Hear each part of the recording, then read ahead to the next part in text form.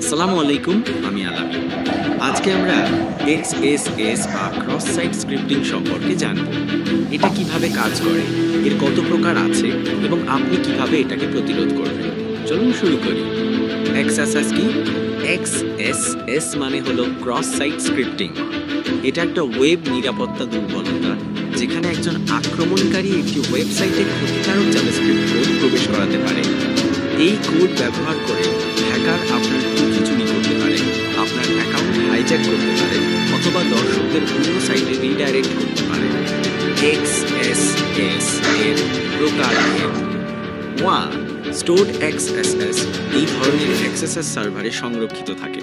উদাহরণস্বরূপ, যদি কেউ কোনো মন্তব্যে script greater than alert hacked script greater than লিখে দেয়, তাহলে যারা সেই পেজ দেখবে তাদের সবার ব্রাউজারে সেই স্ক্রিপ্ট চলবে।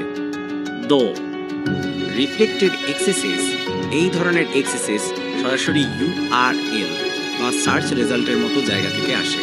যেমন example.com search equals script greater than alert XSS script greater than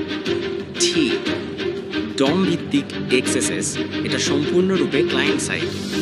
ব্রাউজারে জাভাস্ক্রিপ্ট ইনপুটকে DOM-এ প্রবেশ করানো হয়, যা সঠিকভাবে ফিল্টার না করলে স্ক্রিপ্ট চালাতে পারে।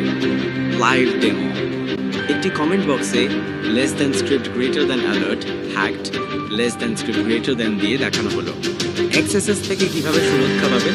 ইনপুট স্যানিটাইজ করুন, আউটপুট এনকোডিং ব্যবহার করুন, HTTP only কুকি ব্যবহার করুন, কন্টেন্ট সিকিউরিটি পলিসি CSP ব্যবহার করুন, ইনার HTML এর পরিবর্তে নিরাপদ DOM পদ্ধতি ব্যবহার করুন, যেমন টেক্সট কন্টেন্ট।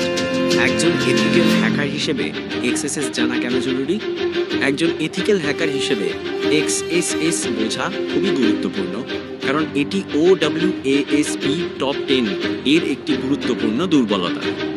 আপনি যদি ওয়েব অ্যাপ্লিকেশন পেনিট্রেশন টেস্টিং করেন, তাহলে XSS খুঁজে বের করা আপনার প্রধান দায়িত্বের মধ্যে পড়ে। আপনাদের যদি ভিডিওটা ভালো লেগে থাকে তাহলে লাইক দিন, শেয়ার করুন এবং সাবস্ক্রাইব করতে ভুলবেন না। কমেন্টে জানাবেন পরবর্তী ভিডিও কী বিষয়ে চান। দেখা হবে।